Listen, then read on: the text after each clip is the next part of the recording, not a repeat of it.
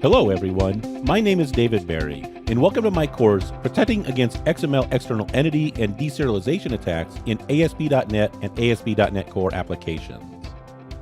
You wouldn't think that XML or JSON data could be used to attack your applications, but it is possible.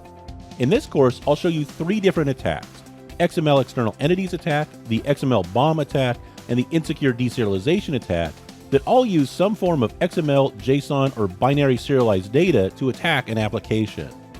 I'll show you how each attack works and what you need to do to defend your applications against them. Before starting this course, you should be comfortable with the fundamentals of a .NET language like C#.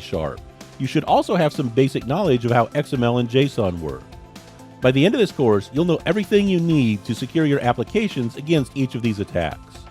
I hope you'll join me on this journey to learn how to protect your applications against XML external entity and deserialization attacks with this course on Pluralsight.